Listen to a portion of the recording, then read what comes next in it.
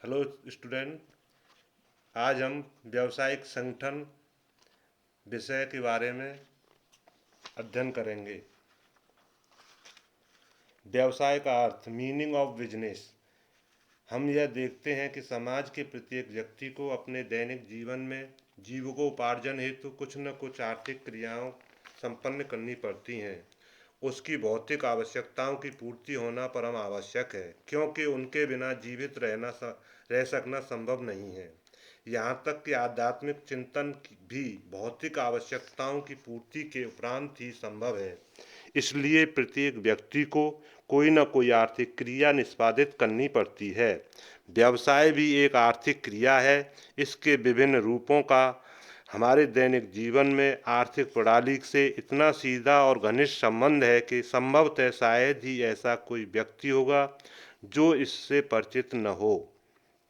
मौसम की भांति व्यवसाय भी सदैव हमारे साथ रहता है। प्रातःकाल से लेकर रात्रि तक प्रत्येक व्यक्ति विभिन्न वस्तुओं का उपभोग करता है जो उसे व्यवसाय द्वारा उपलब्ध कराई जाती है। व्यवसाय का उद्गम मानव की इच्छाओं के उद्गम से संबंधित है। इतिहास इस बात का साक्षी है कि आदिकाल का मानव भी अपनी आवश्यकताओं की संतुष्टि के लिए कुछ न कुछ कार्य अवश्य करता था। मनुष्य जब से पृथ्वी पर आया है उसने कुछ न कुछ कार्य अवश्य किया है। हाँ, इतना अवश्य है कि समय एवं परिस्थितियों के बदलने के साथ साथ उसके कार्य करने के ढंग में भी परिवर्तन होता रहा है। उदाहरण के लिए आखेट युग में जानवरों का शिकार ही उसका मुख्य कार्य था। मांस पाने के लिए वह शिकार करता था और इस एक काम के द्वारा वह अपनी शारीरिक आवश्यकताओं की पूर्ति के लिए भोजन की व्यवस्था करता था। चारागाह के युग में वह अपने जानवरों को लेकर सुंदर चारागाह की खोज में इधर उधर घूमता था। संक्षेप में यह कहा जा सकता है कि जिस काल में यातायात, संदेशवाहन साधनों, अधिकोषणों आदि का अभाव रहता था, उस समय मनुष्य भी आवश्यकता सीमित थी और वह लगभग आत्मनिर्भर ही था।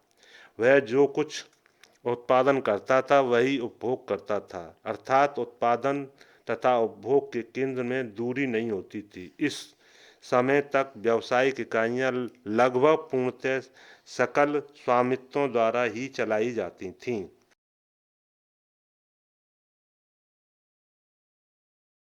व्यवसाय का उद्गम की क्रियागत अवस्थाएं। उपरोक्त विवेचन के आधार पर हम यह व्यावसायिक एवं औद्योगिक विकास के इतिहास को निम्न अवस्थाओं में विभाजित कर सकते हैं। आत्मनिर्भरता का युग। यह युग मानव के आर्थिक जीवन की सबसे प्रथम अवस्था है। जबकि वह असभ्य था, वह जंगल में रहता था और कंदमूल फल आदि खाकर अपना जीवन पेट पालता था, उनकी आवश्यकताओं की पूर्ति करता था एवं अपनी संतुष्टि के लिए और कोई कार्य ऐसा नहीं करता था कि जिससे कोई किसी को हानि पहुँचे। नंबर 2, पशुपालन युग। धीरे धीरे मनुष्य सभ्य हुआ। शिकार न मिलने के कारण कई बार उसे भूखा रहकर ही अपने दिनों को काटना पड़ता था।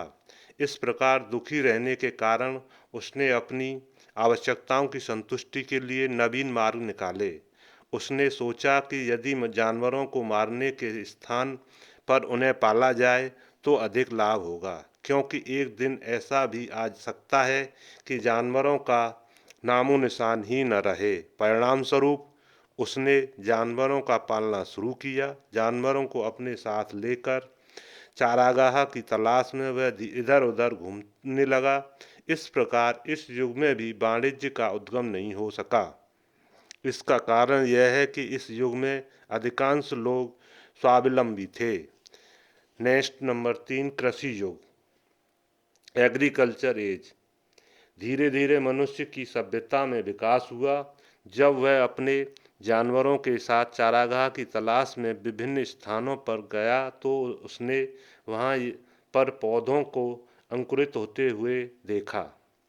इससे उसके ज्ञान में वृद्धि हुई और उसने जानवरों के साथ साथ पौधों को भी पालना शुरू किया। परिणाम स्वरूप कृषि युग का जन्म हुआ। कृषि मनुष्य के जीवन निर्वाह का साधन बन गई। कृषि की देखभाल के लिए उसे एक निश्चित स्थान पर बसना आवश्यक हो गया था। अतः उसने अपने खेतों के आसपास ही मकान बनाकर रहना प्रारंभ कर दिया। इससे गांव का भी जन्म हुआ। धीरे धीरे इन्हीं गांवों ने नगरों का रूप धारण कर लिया। गांव के अधिकांश लोग खेती करते थे। इसमें से कुछ लोगों ऐसे भी थे जो खेती न कर अन्य धंधे करते थे, जैसे कपड़ा बुनना, मिट्टी के बर्तन बनाना, लकड़ी का काम करना, जूता बनाना आदि। नंबर 4, हस्तकला का युग। सभ्यता के विकास के साथ साथ मनुष्य की आवश्यकताओं में वृद्धि होने लगी। जनसंख्या भी बढ़ने लगी। लोग ने समस्त उत्पादन की क्रियाओं को विभिन्न भागों में बांट दिया। इस प्रकार पेशों का निर्धारण हुआ। उदाहरण के लिए कृषि का कार्य करने वाले कृषक, जूते का काम करने वाले मोची, लोहे का काम करने वाले लोहार, लकड़ी का काम करने वाला बढ़ई, वस्तुओं का विनिमय करने वाला व्यापारी कहलाए। इस युग की सबसे बड़ी विशेषता यह थी कि इसमें समस्त वस्तुओं का निर्माण हाथ से ही होता था। इसी कारण इसे हस्तकला युग कहते हैं। अभी तक मशीनों का आविष्कार नहीं हो पाया था, परंतु श्रम विभाजन, विशिष्टीकरण, विनिमय तथा व्यापार की इस युग में प्रादुर्भाव हो चुका था। नंबर 5, गृह उद्योग युग। इस युग में मध्यम व्यापारी वर्ग का उदय हुआ। यह वर्ग कच्चे माल को कारीगरों को उनके घर पर दे आता था। उनसे निर्मित माल लेकर उसका बाजार में विक्रय किया जाता था। आवश्यकता पड़ने पर वह वर्ग कारीगरों के लिए धन, यंत्र, औजार की भी व्यवस्था किया करता था। इस प्रकार इस युग में बाजार का विस्तार हुआ। बाजार का विस्तार होने से व्यवसाय का विस्तार हुआ। नंबर 6, औद्योगिक युग। मनुष्य की निरंतर बढ़ती हुई आवश्यकताओं की पूर्ति के लिए यह नितांत आवश्यक हो गया था कि बड़े पैमाने पर उत्पादन किया जाए। किसी ने सच ही कहा है कि आवश्यकता आविष्कारों की जननी है।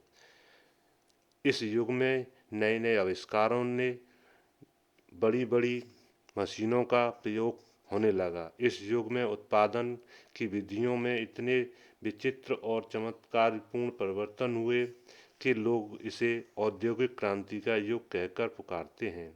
उस समय के प्रारंभिक आविष्कारों में जेम्स वाट का स्टीम इंजन, जॉन का फ्लाइंग स्टल तथा पावर लूस आदि विशेष उल्लेखनीय हैं। व्यवसाय एवं उद्योग का वर्तमान स्वरूप इसी युग की देन है। आज श्रम विभाजन, यंत्रीकरण, विशिष्टीकरण, विवेकीकरण, प्रमापीकरण, संयोजन, औद्योगिक नियोजन, सरकारी हस्तक्षेप, प्रबंध कला का उद्गम, अनुसंधान एवं प्रशिक्षण, व्यापार के सहायक पेशा का विभाजन, उत्पादकता आंदोलन, संग्रह आदि उत्तरदायित्व सभी कुछ औद्योगिक क्षेत्र में दिखाई पड़ते हैं। बस आज इतना ही। Thank you.